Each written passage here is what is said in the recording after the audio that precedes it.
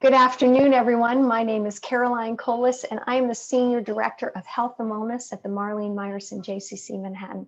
Today on our Positive Psychology Hour, with a series that we produce with the Whole Being Institute, we're going to be talking about inducing vitality, strategies from the field of positive psychology with Lorraine Gahles Kildow. And we are going to be, she's going to introduce to us today the moms, pops, and pips model of positive psychology. Experiencing moms, which means of meaning and purpose, pops, which is pockets of positivity, and pips, which is psychological, intellectual, physical, and social resources, help us develop our inner resilience. And February is American Heart Month, and it's a great time to discover how vitality, which is an invigorated positive emotion, can nourish our heart. This is going to actually influence something called vagal tone and cardiovascular health, and we're going to talk about that as well. So a little bit about Lorraine. She's calling in from New Jersey today, and she's been a licensed psychologist in private practice for 22 years with an expertise in cognitive behavioral therapy. She's incorporated positive psychology interventions into her practice and has written many articles and presented seminars in utilizing these interventions for caregivers and healthcare professionals, as well as helping individuals with their own self-care. Dr. Gahles Kildow has served adults, teenagers, and school-age children working with issues related to trauma, PTSD, compassion fatigue, burnout, depression, anxiety, OCD, phobias, bereavement, grieving losses, caregiving, impulse control, anger management, and now COVID-19, right? Through 2018, she trained Montessori teachers in child development domains and psychological principles for children ranging from infants to teens at the Princeton Center for Teacher Education in Princeton, New Jersey.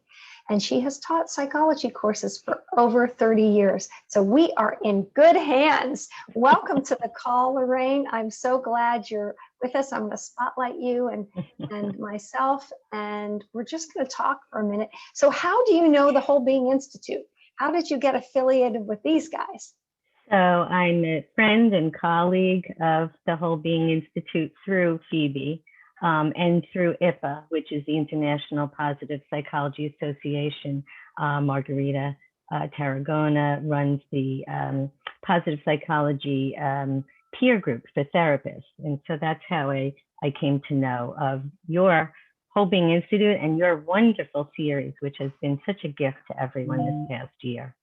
Well, thank you for joining us. Margarita Tarragona is going to be joining us in March at the end of the month with Dan Tomasulo, and I believe, a little hint, you guys, I believe Barbara Fredrickson is going to be coming back, we're going to be talking about some of her work today. And I really loved in our kind of pregame show how you are unpacking some really important things that we've touched on in our series, but we haven't gone in depth. So I know you have a lot to tell us about, so I'm going to let you just go ahead and get started, and we'll jump right in. Okay, great. Thank you. Okay, so as Caroline said, we're going to talk about inducing vitality, but through the model of the moms, pops, and pips of positive psychology. And so what is that? So pockets of positivity, I'm going to start with that. And that is when we strategically induce positive emotions. And you know, optimists naturally strategically induce positive emotions. So how can we then learn to be more optimistic? So when we strategically induce positive emotions, it feels good in the moment, of course, and that's wonderful, but it also has an enduring building of resources for us. And Barbara Fredrickson was the person who talked about the undoing effect of positive emotions, and I'm going to talk about that a little bit later on. For our heart, that negative emotions can increase and stress can increase cardiac reactivity, and inducing a positive emotion can actually undo that negative emotion and bring us back to cardiac calm and quiescence. We can recover from that. And so that's was a very interesting study she did. But the other thing that positive emotions do is that they broaden our thinking and our perception, and thus broaden our ability to act and our pathways to build resources, and many of them, and those are our PIPs: psychological, intellectual, physical, and social resources. So that's the POP part. And the MOMS is exactly what it looks like, right? MOMS, moments of meaning and purpose. And so one of the things that gives us vitality is, what is my life? What's my meaning in my life? What's my purpose? That gives me that subjective sense of energy that I'm alive and invigorated. And so we also need to strategically induce those. And the reason why I chose pockets of positivity and moments of meaning and purpose is the momentariness of it, right? You want to get a small pocket. You don't have to wait for a big positive emotion to come to you, like when you go on vacation, right? Now, how many of us can even go on vacation anymore? You don't have to wait for that. We can strategically induce that daily, those small pockets, those momentary pieces of positivity. And the same thing with moments of meaning and purpose. Many of us look at life and say, okay, especially when we're in transition or we've experienced loss, what's my meaning anymore? What's my purpose now? It was this. And so it's sort of this big, what's my purpose thing, but really we can also get small pieces of meaning and purpose, right? Daily in our lives, a kind act, a kind gesture, a caring response, random acts of kindness, right? So we can strategically induce those too. We don't have to just wait for some big life's meaning thing. And so moms and pops create, as I said before, PIPs. And I like this quote, and he really speaks to, George Valiant speaks to meaning and purpose here. The quote, if we are to find meaning in life, we must pay as much mind to our limbic hearts as to our neocortical cognitions. Our positive emotions evoke thought action tendencies in humans that broaden human attachment to others and to community service. From thence comes meaning and purpose. And so the next slide, Phoebe, thank you. So I want you to be mindful right now and take a look at where you are with your emotions and your meaning and purpose. And keep in mind that when we are mindful, we are self-attuned in the moment without judgment. So I want you to write down as many emotions as you can, ones that you can think of, positive and negative. And also you can use as a guide whether or not you've experienced these emotions in the last week or 2 weeks. So let's just get like a look into ourselves and see where we're at on the emotions domain. So we can take a few moments for that. And now the next point, which is that I want you to look at it and see how many are negative and how many are positive. And again, this is without judgment, right? All emotions are good. We need all of our emotions. We need to listen to all of our emotions. We're just going to take a look at where we are with positive versus negative. So I'll take a minute with that. Okay, so now go to the next point, and we can see how frequently do you experience each. So now we're taking kind of a little bit of a look-see again. Say, all right, how often do I experience this emotion as opposed to that emotion? And maybe you even might want to think, well, then do I want to try to experience this one a little bit more frequently? All right. All right, and now that you've done that, we go to the next piece, which is the mom's part of it. And that is, see if you can think about, when was the last time you felt some meaning and purpose? And what was that like? Was it recently? Was it a long time ago? And what was that situation that gave you that sort of boost, that burst, that moment of meaning and purpose? And now what we could do is go into some breakout rooms. And what I'd like you to do is just share what you want. If you don't want to share, that's fine too. You can just listen. But just take a look and share with other people what you experienced and what resonated with you. Okay, so I think we could go into the breakout room. Give me Caroline. just 1 second to set those up. Of course. Okay. So everyone, you're going to go into a breakout room of about 7 or 8 folks, a room. And what we want you to do is just share for 1 minute any of these impressions that you had, right, Nancy? Or Lorraine, am I saying that correct? Yes, that's right. Mm-hmm. Okay, here we go.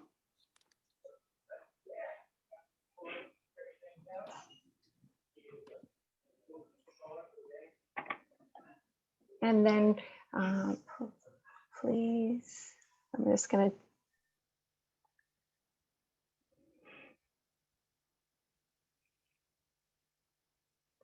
So I should click this off, Caroline? Yeah, you're good. I'm going to have everybody take about 1 minute each to share.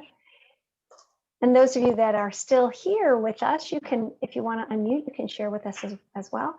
To share. Caroline, this is Phoebe. Just wanted you to know I did not go into breakout because I'm running the slides. I wanted to be on hand. Sure. Okay. Very good. Take a minute to share with each other.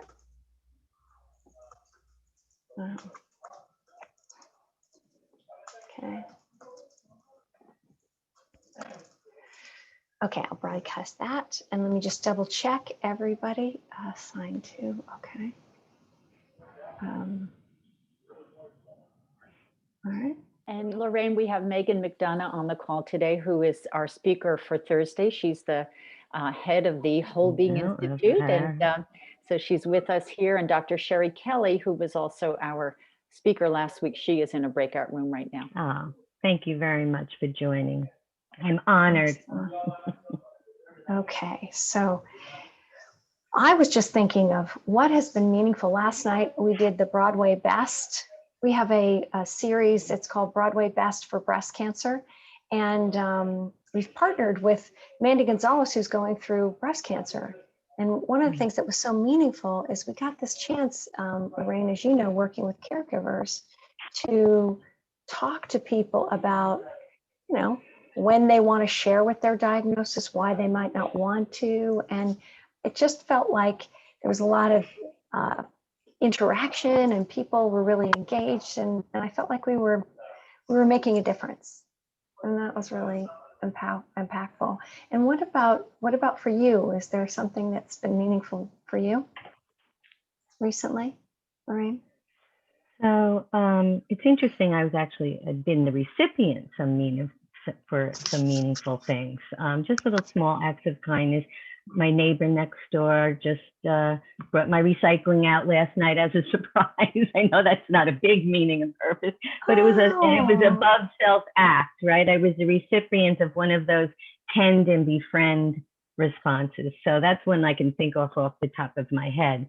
But I know that when I was a caregiver for my mother who had Alzheimer's disease, I had to keep tapping into the meaning and purpose of what I was doing, right? To get out of the emotions, the negative emotions, to redirect into love is an elevated self, right? And what am I giving? And what do I want to give that has meaning and purpose to it? So that one I can pull right out. Daily, I do that. I try to do that with my clients, how to elevate myself so that I can then be a healer, help them in their struggle.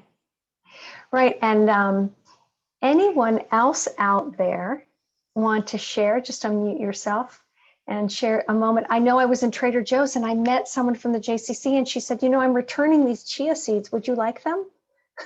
They don't work for me, you know, and I just thought it was so generous for her to just think about that. Like you were saying, random acts of kindness. So if anybody that isn't in a breakout room that's with us right now wants to unmute and just share something that's been meaningful for them, feel free. I have one. This is Lenore.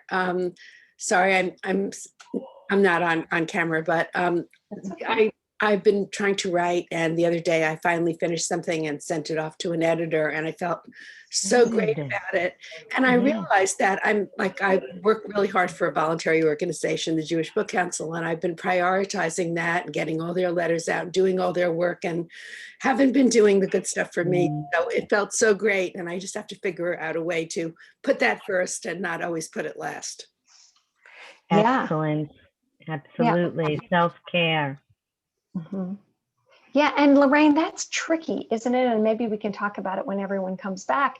Lenore brought up a good point. It's like, wait a second, we know from the research that volunteerism and helping out and helping others is a positivity boost, but there's a balance, isn't there, between how much we give and also needing to receive too.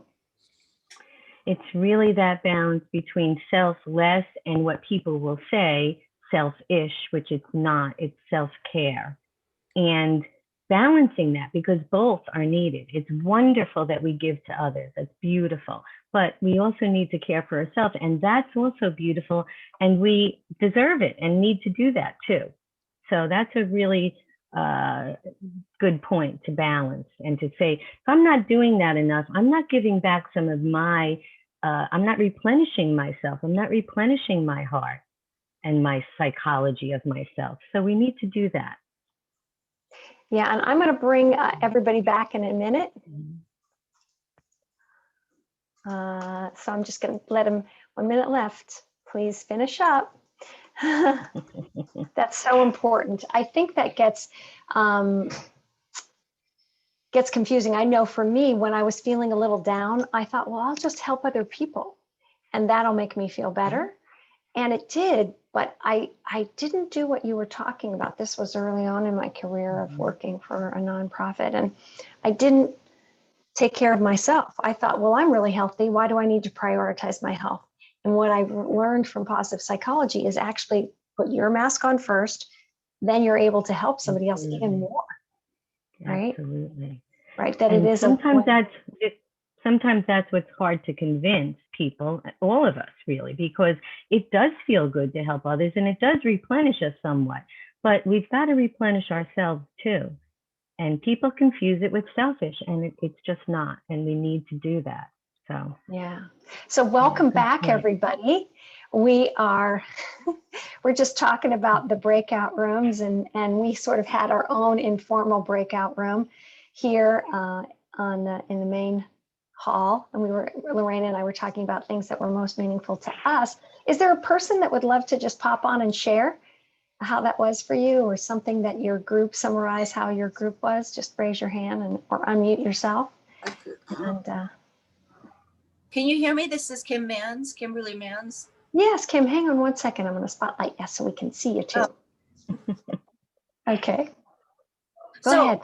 I had the pleasure of talking with Marcy, and Marcy's joining us from Germany. It's 6:15 there. Lovely. It was so lovely. It was so lovely to be like connected with an American, but from it, over in Germany. Share the wealth of emotions that we both had over the inauguration, and we talked about the positive, and we talked a little bit about the negative, but then we went really back into it, and I just feel so connected. And I, at first when we were going to do the breakout room, I was like, but I just really appreciated Marcy and her sharing, and it was lovely. Thank you for this exercise. See the connection. Wonderful. The social resource of connection, right? Tend and befriend. Yeah. So let's continue. Thanks, everybody. Whether, again, it's all about choice, isn't it, Lorraine? And sometimes we choose for self-care not to participate, and sometimes we choose to participate, and it's not either or is better, bad, or good. It's just noticing and making that choice. Exactly right. So this is just a little slide of, what are some of the things that can come up? Maybe some of you have this in your list. Joy. Oh, when was the last time we experienced such joy in things, right? Jumping for joy, as little children do. We can usually see that with them. Interest. What am I interested in? Does it invigorate me? What do I love? Who do I love? Can I love everybody? Hope, awe, awe is such a wonderful one, right? Vitality, which we're going to talk about a little bit later. And so all the different types of positive emotions. I heard somebody describe something the other day and they said, I felt bliss. And I thought, gosh, when was the last time I felt bliss? Like, that's a really good one too, right? So I'm going to try to induce that this week. Maybe I'm feeling it now. I don't know. I think maybe. But the other, then, here's the moms: in tune with others, in tune with nature, God, the sacred, spirituality, what's meaningful to us. A lot of times we get that through our strengths, right? Living through our strengths.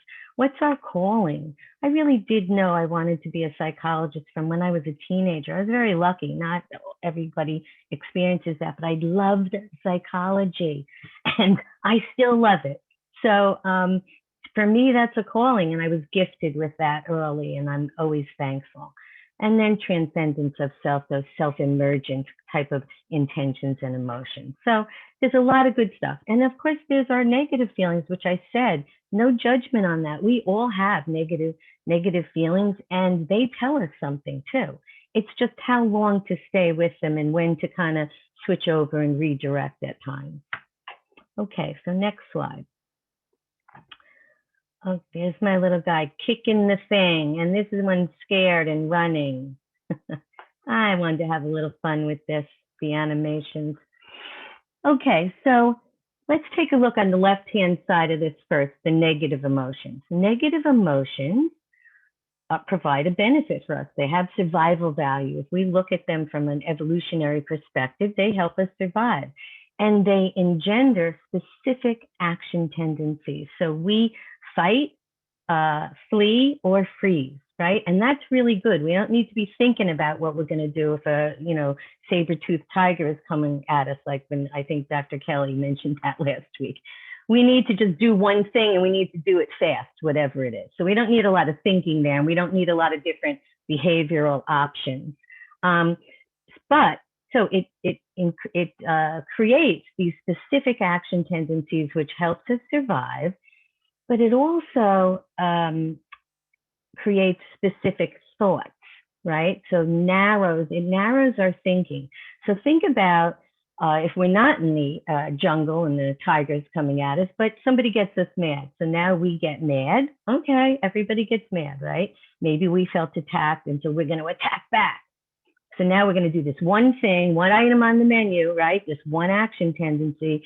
And then our thinking is going to be very narrow, like, okay, that blah, blah, blah. That person is a blah, blah, blah, right? We're going to, and then they're one thing to us now.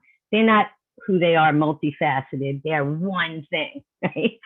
So that's the downside of that, right? You want to be aware of it, and then you switch to, or you redirect yourself to positive emotions. Because, for example, let's say the person that said something to you that felt like an attack is a loved one. Well, now, if you love that person, that broadens our thinking. It broadens our perspective, right? And now we might be able to then broaden our action tendencies. There are many possible things we can do. And maybe then with that broadened thinking and perception, we can now think and say, do I want to act this way? I could, right? I could just go right at them, right? But do I want to? So that's that stop, take a breath, bring in the love, bring in the compassion, right? And now choose to act. How do I want to behave, right? So that's the beauty of positive emotions too. Again, they don't just feel good, they're good for us. They help us build resources. So everybody can kind of think about love, right? What's the survival value of love? Anybody want to put that in the chat for a second? What's the adaptive function of love for us? How does it help us survive? What a great question, right? Right? Some folks are, acceptance, bonding, connection. Anybody else have some ideas of why from a survival develops trust, safety, allows us to get good help when we need, we're not alone, resources staying close to the tribe, feeling secure and safe? Are they onto something? Lorraine, Oh my could you gosh, share? you guys are great, guys and gals. You're great, right? So if we love, we have a connection, we have a bond, we have protection, we have a secure base, right? We have our family, we have our community, and that helps us when we're feeling weak at times, when we need protection, we can get those emotional and social resources. Beautiful, right? That's just so important. And that's going to ensure, and we know even just from some of the post-traumatic stress disorder studies, that emotional support is an invaluable ingredient to post-traumatic growth. So there's so much to that, right? All right, how about hope? Let's just kind of go a little quickly with hope. What do you think hope does for us? Okay, in the chat, everybody, what does hope do for us? Oh, I love all of this. Let's see. Inspiration, moving things forward. Go ahead, Caroline. I'm taking your job. Yeah, that's okay. Encourages us, prevents depression, gets us into action, motivates action, orients us positively toward the future, helps us we think that we have an impact on the future, encourages us to take positive actions, future positivity, moving positive emotions forward and into action, lots of action, energizes, stimulates creative thinking, positive outcomes, activates us towards action, helps our emotional health. So everybody's getting into the energy part of this, right? Vitality is our own positive energy, right? So hope can get us to vitality, can it? Very interesting. And then we move towards something, which is also has such survival value. Okay, now I couldn't resist the little peace sign. I am at the tail end of the baby boomers. I'm no longer a baby. I don't know if I ever really was, but what does peace do for us, right? That's the peace sign. What does that do? Peace. I love the peace sign. What does peace do for us, everyone? Serenity. Very nice. Allows calm. Yeah, go ahead. That calms us. Safety. Yes.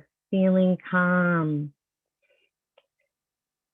Slowing down. Yeah, provides tranquility. Taking the good, calms breathing. It's going so fast. Everybody's got lots to say about this, right? Yeah. Reminds me of John Lennon. I love that, Steve. Right. Savoring, working together, not working against others. Helps us think clearly. Acceptance, safety. That's interesting that, Cheryl was saying it's around safety too. Calm and breathing. Hope, right? Bonding. Wow. So when we feel, right, and we promote peace, right? Peace in the world, right? I laugh at it, but it's really so true. We feel safe. We feel like we're in a secure place. We feel calm. And then we can think better. Then we're tapping into our positive emotions. And I'm going like this, our frontal lobe thinking, right? That reasonable, rational, see things from many different perspectives type of thinking. Wonderful. And then, of course, that little smiley face on the top is the broadened thinking, right? When we experience love, it broadens our thinking. When I first read that by Barbara Fredrickson, I was ecstatic. That was one of my times. I said, oh my gosh, not only do positive emotions feel good, they broaden our way of looking at things. So brilliant. So now we're talking about a thought action tendency, right? Broadening. And I couldn't resist this last one, this elephant with the swans. And it says, I'm like a swan. What do you think that elephant is feeling? Or what's the intention even? Let's put that in the chat. What do you think the elephant's feeling, guys and gals? Let's see. Oh, we've got some messages in here. Courage and grace, confidence, perseverance, uninhibited, lightness of being, can achieve anything, belonging, connection, self-assurance, interested and joyful, reaching and lightness, hopeful, forward-looking. Elephant is pure joy, fun. Absolutely. And when I first looked at it, I thought he was flying, and I said, wait, pigs fly.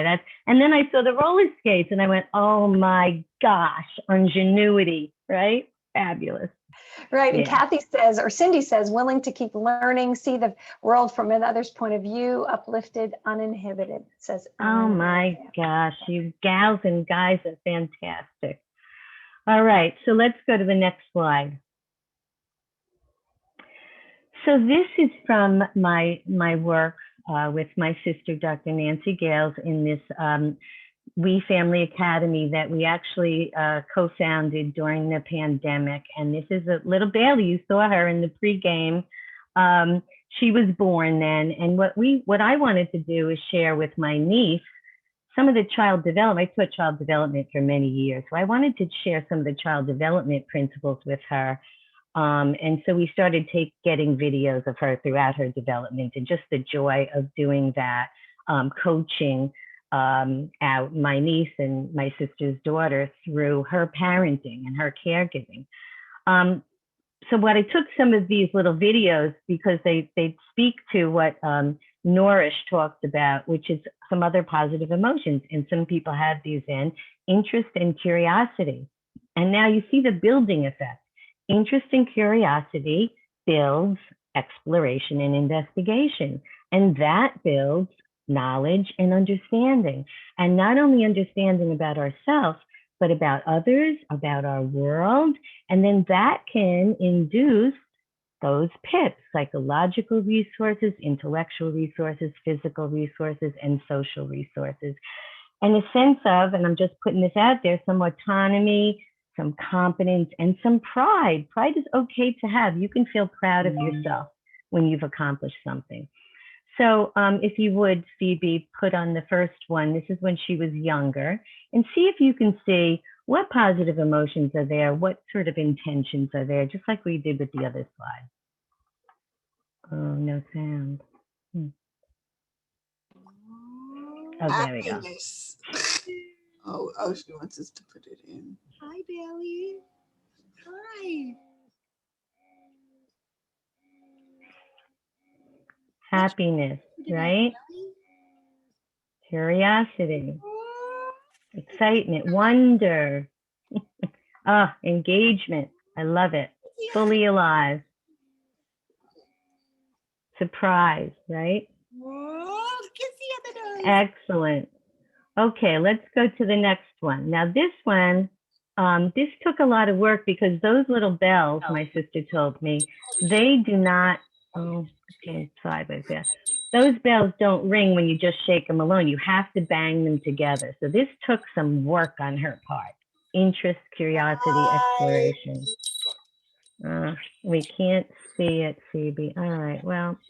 I mean, for starters, porcupines are famously no good in a team setting. Geico. Save even more when you bundle home and car insurance. We got the advertisement in the back. All right, let's do the last one. This is her first crawl. She had been working on trying to get to that. Can't put it. You can't change it. Come on over, No. baby. Oh, darn. Come on over, baby. Come on over. If I tilt my head. Come on over. If we turn our head and say. Come yeah. on, come We're just on, creative. baby. It is. Come on over. Is that your niece singing? Okay. Yes. That's awesome. Right? She did it. The thing that I really loved about that is we couldn't see it as well, but the expression on her face, like when she was first about to do it, and then she kind of had this big smile, like, wow, I'm going to do it. And then she went down and started crawling. So again, this whole notion of interest, curiosity, building, autonomy, feeling I can do it myself, I'm confident, and I'm proud of what I accomplished. So those are other positive emotions, right, that we can see in young children, but think about that in yourself, right? How often are you inducing interest and curiosity, exploration, right? And I think everybody here probably is doing that today. And Lorraine, doesn't it connect us with our kind of primal urges? I've heard child development experts say that, you know, we have primal urges to look up, to go towards one another, to, you know, to explore our world. So when we do that as adults, it kind of, we're sort of clicking in to something that is part of our physiology, part of the way we're wired. Absolutely. It's pre-wired. Interest is there right away. The baby can see clearly right after birth and looks with wide eyes at what's going on. Now, how much they can see a little bit. They can see up close. But you're exactly right. It's pre-wired, and it's pre-wired to make us connect socially too, right? They're looking at eyes, faces at first, and then at the internal part of the face. So absolutely right, Caroline. It's pre-wired and it's built in. And then we can do that as adults, and we connect into all that neuropsychology. Dr. Kelly could tell us. Kelly could tell us more about that too. But yeah, why not work with your, biology, right? Make it easier. Absolutely, absolutely. Okay, so next slide, Phoebe. Thank you. Okay, so this is this is Dr. Fredrickson's classic piece of research that she did, and she was investigating the undoing effect of positive emotions, and I made mention of this before. And what she did in this experiment is, you can kind of see it, I hope, on the screen. On the left-hand side, she had subjects and she exposed them to an anxiety-producing situation. She basically said in one of the experiments, you're going to have to give a talk in 3 minutes. And, we're going to tell you what the topic's going to be about. So everybody's heart rate went up, right? Cardiac reactivity. And then she had some people where they either looked at a film clip that was amusement, a film clip that was contentment, no emotion, and a film clip of sadness. And then she measured a lot of other things, but for our purposes, the cardiovascular response. And she found, if you look up top here, I'm pointing, but you can't see me. If you look on the top two, amusement and contentment, actually, when people experience that, it helps them recover from that heart rate reactivity, and it helped them recover faster and got back to a state of calm or quiescence. And she called it cardiovascular recovery. Whereas you see the negative emotions on the two bottom panels, no emotion, it took a period of time. And then sadness, it took longer for our heart to recover its reactivity. And so people began to talk about the undoing effect of positive emotions. Positive emotions can undo the effect of negative emotions, and we want that sometimes. Now, with the undoing effect, with this bounce, and people started talking about being able to bounce back from a stressor, bounce back from negative emotions. We can emotionally bounce back, right? We can physically bounce back, and perceptually, our view changes too. And so those are all different bounce backs. And I see lots of people putting things in the chat. Caroline, I don't know if you can read anything. I was responding to Vance, and I thought she was saying an amusing thing, which is like the group Boys to Men, but she meant, so I was having an amusing moment. She meant what was on the amusing video, actually. And Phoebe was mentioning that she could just actually look at the studies and see what kind of. Yeah, you know what, I can't remember. I think it was a puppy, if I'm recalling, see if my little neurons start working. I think it was puppy doing something, adorable. And I don't remember, maybe that was content. I'm not sure. We can look that up. I'm not sure, but I think so. Okay. But it is amazing what you're saying here, because in relationship to health, we all get triggered, we all get stressed, and I know you're going to talk about that in a moment. And then to use a diversion like amusement or contentment, because we have our phones with us, we can watch nature, we can choose to watch puppy videos. In fact, I was thinking of my husband, because he does both of those things on a regular basis. And I think that's probably why TikTok became so famous during the pandemic, because it was funny. We could laugh at some funny stuff, right? So there's lots of ways to do this, lots of ways to bounce back. And so I love this undoing effect. Let's all remember that, because it's like, wait a second, I do need to undo. what's happening, right? If I've had a real stressful day, I do need to do some undoing in terms of what you were saying earlier, Lorraine, which is about self-care, right? Not just taking care of other people, but wait a second, I have to take care of myself. And maybe that's one of the ways to measure that. Yes. So let's look if Phoebe can get the song, my Peter, Paul, and Mary. Sunshine out of the falling rain. Weave me the hope of a new tomorrow and fill my cup again. Sing it with me. Weave me the sunshine out of the falling. Weave me the hope of a new tomorrow and fill my cup again. All right, thank you. That was our little bounce back. Okay, let's go into the next slide. So Lorraine, do you play that song as, do you have like a bounce back song? Is that what that is? And so that's like a trigger for you? Back. Yes, Awesome. it's a bounce back song, right? And even at some of my presentations that I've given, we use that. Once the Integrative Healthcare Symposium that I did with my sister, Dr. Nancy Gahles, 2 years ago, we had a guy come and play that on the guitar. So we had it in live action live, which was really great. It was on, our talk was on compassion fatigue and burnout and all of that. Beautiful. So anyway, yeah, lovely. We forget about music, right? What that can do for us. Yeah, so I'm going to ask everybody in the chat what their bounce back song is while you change to the next. Okay. Okay, go ahead. All right, so this next slide is another seminal piece of research by Barbara Fredrickson and others. And it's one of my favorites. It's called Open Hearts Build Lives. So true, right? For a vital life. And what she did was she wanted to experimentally induce and control for her variable, right? Her independent variable in an experiment, positive emotion. And so she had people do loving kindness meditation because you're inducing that, right? Positive emotion of love and kindness. And so she had one half of the group, half was a weightless control, the other half was the experimental group, and they learned how to do loving kindness meditation. She then measured the positive emotions that they expressed over time. It was a field experiment, so she had them saying daily what were the positive emotions that they were experiencing. And she also measured these other dependent variables, which was depression, congestion, headaches, chest pain, that's that little heart up there with the thing, chest pain and weakness. She was measuring that before and after and during.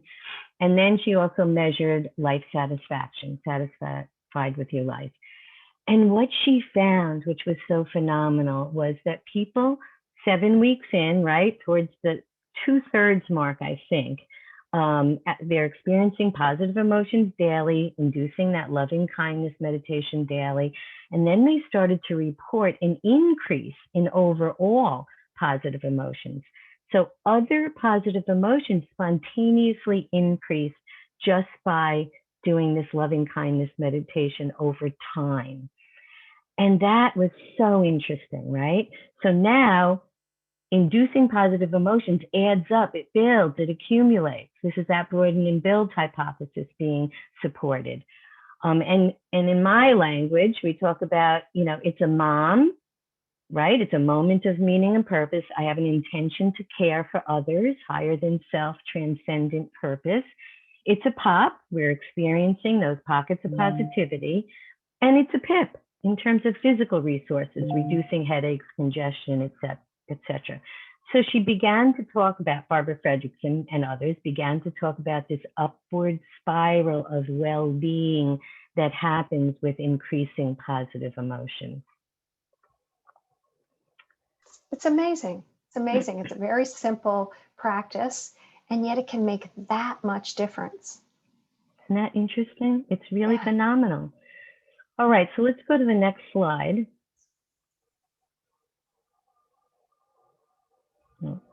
Okay, so loving kindness meditation. In the beginning, we attempt to cultivate loving kindness. Later, loving kindness cultivates us.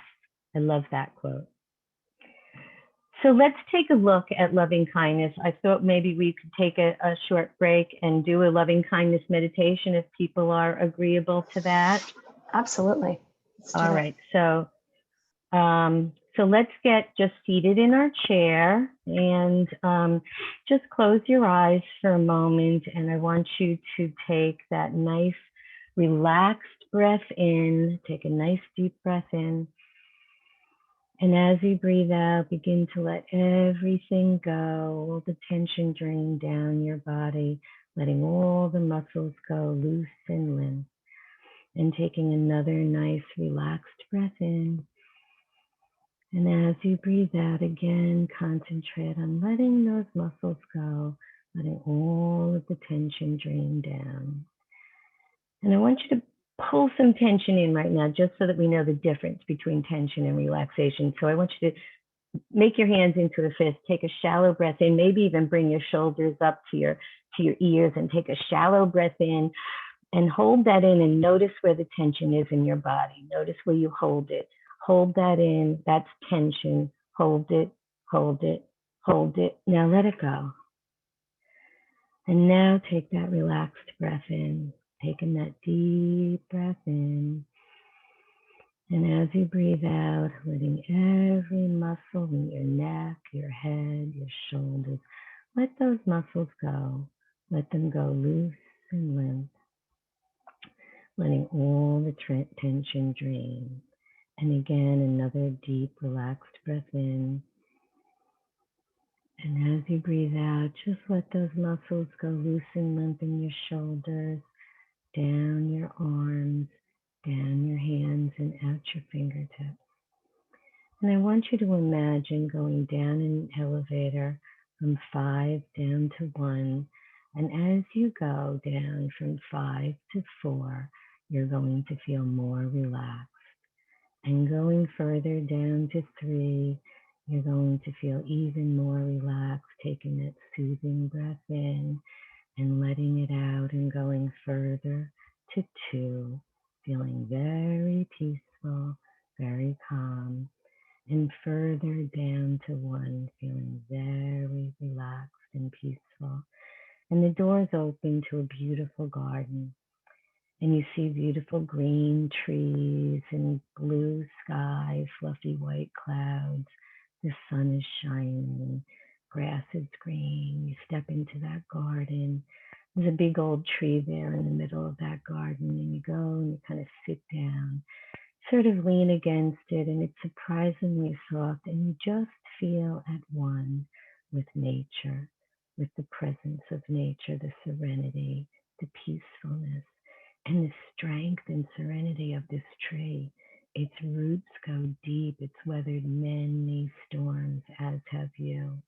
And you just become one with everything around. And as you sit there, you put your hands over your heart. You take a deep breath in and you let it out slowly.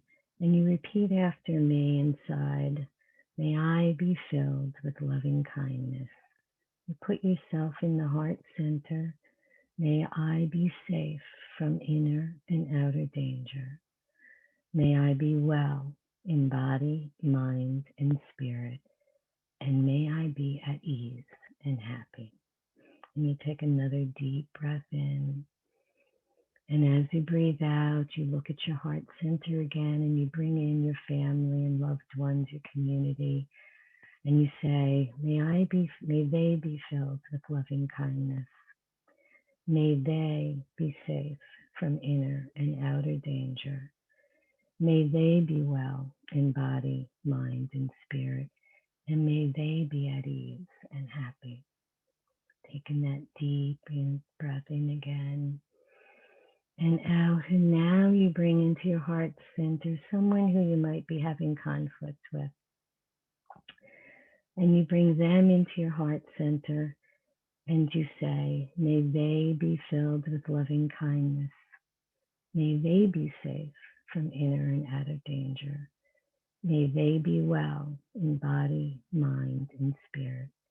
And may they be at ease and happy. And one more time, just bringing everyone into the heart center May I be filled, and may they be filled with loving kindness. And so now I want you to come back, take a breath, kind of open your eyes, come back to center. Any reactions? Yeah, so nice to Ooh. calm down. I like to write. So nice to calm down. So calm. Mm-hmm. I like to bring in that relaxation response with it, right? To kind of just really bring it into that parasympathetic division of the nervous system where we're putting reserves back in. So just before we move on from this slide, Barbara Fredrickson, in what I'm going to talk about next, her chapter, The Biological Underpinnings of Positive Emotion and Purpose, heart rate lowered, I see someone said. Nice. All right. When we do that, we increase oxytocin. We love that oxytocin, that love hormone. And oxytocin has been found through studies inducing loving kindness meditation to decrease inflammation, our physical resource of the pips, and decrease hypertension. There's our heart again, right? We're helping our heart. And what it also does is it increases cardiac vagal tone, which I'm going to talk about next. And what an increase in cardiac vagal tone does is it increases our intensity of our feeling the positive emotion. It helps to amplify the positive emotion, especially when we're with others. And so we start to get this transcendent emotions. So it's a mega multivitamin for life, right? And so easy to do, right? But it sets our intentions. Okay, next slide. Okay, now here's the person meditating, and there's the vagus nerve. You see the big arrow with the neck there, and the vagus nerve goes from the heart to the brain and other organs, and it activates the cardiac vagal tone. All right, I'm going to go to the left-hand part of the slide for right now. What Barbara Fredrickson wrote about, she did a summary of a lot of the research on all of the broaden and build studies, particularly the physical resource part of it. And what she found in these studies in her summary was that our leukocyte gene expression profile, basically in layperson's terms, what that means is that can be changed, that can be influenced. Negative psychological or social conditions, right? Negative emotions can activate this gene profile, and the adverse one, which is then produces an increase in inflammation. It increases those pro-inflammatory cytokines, which lead to inflammation, and it decreases our antiviral responses, our IgG synthesis, that whole system. And so having the negative stressors can actually influence that leukocyte gene profile, right? But what the research found, particularly with positive emotions combined with purpose, this is why I put in my mom part of it, moms and pops. We need purpose too, and loving kindness is such a purpose-laden behavior, right? And emotion. So positive emotion combined with purpose actually showed the inverse of that negative gene leukocyte profile. So what did positive emotions and purpose do? It helped to increase antibodies and reduce or decrease inflammation. Wow, right? Really interesting stuff. So this loving kindness is a recurrent purpose-laden behavior. So let's go to the right side of the slide and look at cardiac vagal tone, which we talked about a little bit. That calm, relaxed breath with the loving kindness meditation activates the vagus nerve. And when we have increases in cardiac vagal tone, that has shown protection for cardiovascular disease. It's a protective factor. Increased cardiac vagal tone also regulates our physical resources, the cardiovascular system, inflammatory processes system, blood glucose levels, and It also regulates social emotional things like attention and emotion and affiliative behavior. And so remember before I said it can amplify positive emotions in social activities, which makes us feel more connected and which enables us to feel a boost in self-transcendence. And people have reported feeling more spirituality. So loving kindness is packed full of benefits, right? So since February is Heart Health Month, I just very quickly put another piece in here about positive well-being, a study done, review study done by Nancy Sin, where she looked at positive well-being, which was composed of positive emotion, positive affect, optimism, and life satisfaction. And she found through looking at these research studies that positive well-being was a protective factor for good heart health, particularly the thing inside the heart, which is purpose in life and vitality. I promised you about vitality, right? Is associated with decreased risk of coronary heart disease. Optimism and vitality, again, is associated with decreased stroke risk. So good for our heart.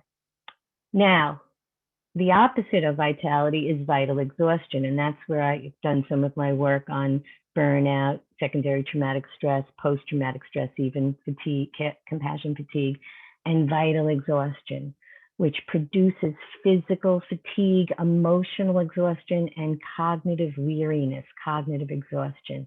That then, it depletes our energetic resources and puts us at risk for coronary heart disease. Vital exhaustion has been a poor prognosis in, predicts a poor prognosis in coronary heart disease because it tends to dysregulate our HPA axis, which is our hypothalamus, pituitary, adrenal axis, which handles the stress response. And when we have a tremendous amount of stress and distress, right, burnout, vital exhaustion, our HPA axis gets dysregulated. At first, it produces cortisol, right? But then over time, cortisol is used to also shut down the system, right? We need to shut down that system, otherwise it becomes very dysregulated. That can then lead to immune disorders, inflammation, virus infections, and cardiovascular events. And the interesting thing for me as a psychologist was a piece that they put in this research article where they found that at first, when we're actively coping in order to try to deal with this demand on our resources, right, this constant stressor demands, as in burnout. At first, we experience anxiety with the active coping, but then over time, we experience depression. And then we experience physical illness that can result from this. And so they suggest that if you want to have any psychological or organizational interventions, it's better if they're done early, right? When you're in anxiety and you're in depression before it gets to the physical part. However, some of this research by Fredrickson and her colleagues suggests that we can at least put some positive towards helping even the physical problems. So last slide. Well, not last, second to last. Next slide, Phoebe. Okay, so vitality, I promised you this, right? But you probably have an idea now what's vital already. Vitality can be induced, again, if we go over to the right-hand slide, there are some people who talk about self-determination theory, and that's an intellectual resource here, autonomous, competent, and socially connected. When we feel those things, when we induce those things, remember, through interest and curiosity, we then can induce vitality. We feel subjective vitality. I feel alive from this, invigorated. All of us know about physical resources, movement, exercises help us feel more vital. Psychological resources, when we induce those, reducing our conflicts in ourself and others. This is where therapy helps, right? If you go to therapy, you start to reduce conflicts in yourself and conflicts with others. That's part of what we do. And so that's going to induce a feeling of vitality that you have in your life. And then the social emotional purpose in finding your purpose, personally growing, making sure you have positive relationships, self-acceptance, compassion, self and others. So all of those things can induce vitality, life's energy. And the middle part, which is my crazy upward spiral of well-being there that I had some fun with. If you start at the bottom, this research study that Martin Queller did, where she looked at therapists and she had them do mindfulness meditation. And you know, when you do a mindful meditation, you are self-attuned in the moment without judgment. She had them do mindfulness, and that then led to an increase in psychological well-being, which is all these things on the right-hand side: autonomy, competence, socially connected. All of those contribute to psychological well-being. And when these therapists were able to get in touch with the psychological well-being and feel that increase, that then became a lens for them to be able to perceive compassion satisfaction, the opposite of compassion fatigue. I feel some satisfaction in what I'm doing, in my caring, in my caregiving. And when they did that, they then had an increase in subjective vitality. So there's a way to get vitality in our life and get back life's energy. And finally, vitality is that which invigorates us, isn't it, in a positive way. And so the last slide is just, we go to the next slide. This is what I talked to you about today. This is a summary of the broaden and build hypothesis, where positive emotions broaden thinking, perspectives, possibilities, problem solving, interest, curiosity, broad-minded coping, build resources, psychological, our self-understanding, our ego, resilience, our self-efficacy, self-acceptance, builds our physical resources, right? Cardiac vagal tone, increase in longevity, we didn't talk about, but it's in some of the studies, decrease in inflammation, less likely cardiovascular disease, less pro-inflammatory cytokines, more oxytocin, yay, and then social resources, social relationships, connection, etc. So last slide, gratitude is the heart's memory. Thank you very much for inviting me into this community, and I wish everyone all the best in Inducing. I love this song. All right, I put in the chat, there's a wonderful course that Maria Serrois is going to be leading for the Whole Being Institute. If you click on that link, the JCC, we have a virtual giving circle, and the JCC gets a little bit of funds for our organization, which is wonderful. I know Phoebe has to pop off to go to another client. Heather, you had a question. Did you want to just unmute and ask that question? Let me just say thank you, Phoebe, for helping me. Appreciate it. Bye-bye. Thank you. Yes. Okay. So I didn't know if Heather wanted to. She might have stepped away from her screen. Well, wow. Lorraine, we've got to have you back because we need to talk about caregivers and about burnout. Absolutely. and Absolutely. how to, what did you call it? Vitality, enhance our vitality, right? Yeah, yes, absolutely. The antidote Just for vital results. 1 second and say that Dr. Lorraine, my partner and sister at the We Family Academy, has courses available for caregiving and parenting. So I don't want her to forget, because she's such a wonderful teacher, to mention www.thewefamilyacademy.com. Thank you. Yeah, and I think we can put it in the chat, and if not, we can send that out with the recording. Absolutely.